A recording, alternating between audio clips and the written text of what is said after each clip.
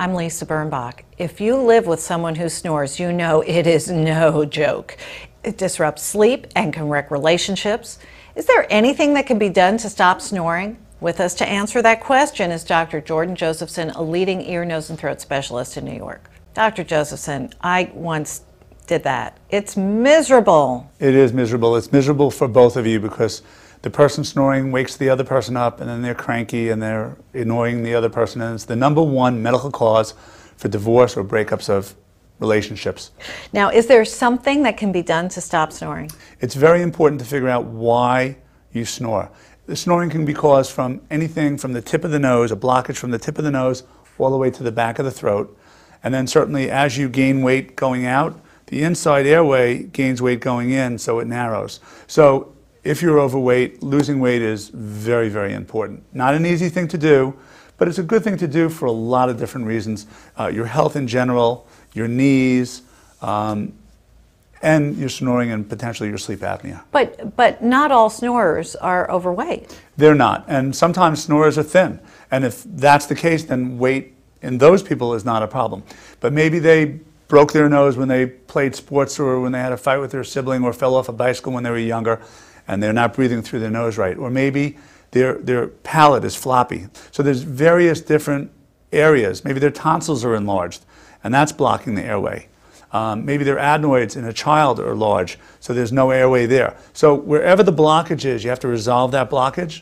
And then if you can resolve that blockage, and there could be even a blockage in the sinuses, then the snoring should go away.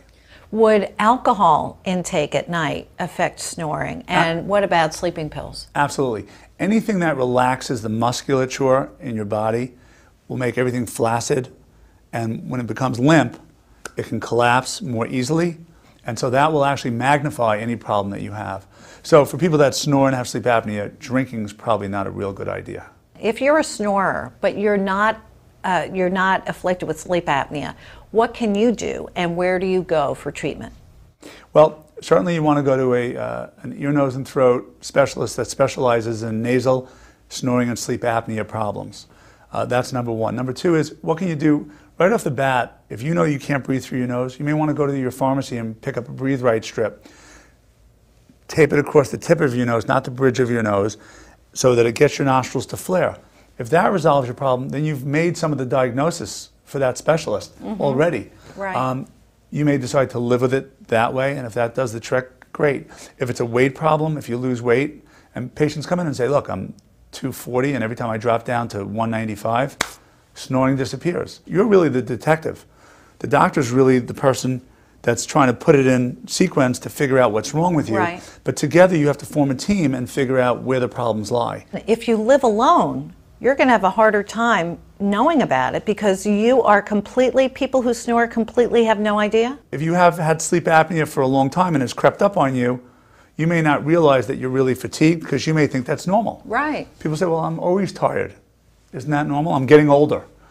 Well, as you get older, your incidence of snoring and sleep apnea also increase. Now, why is that? Because of the limpness of the change in your body. I mean, it usually affects men first, and then as women, their hormones change and they become more testosterone positive and estrogen negative. Right. Then what happens is their body morphs into more of a body that will make you more prone to snoring and sleep apnea.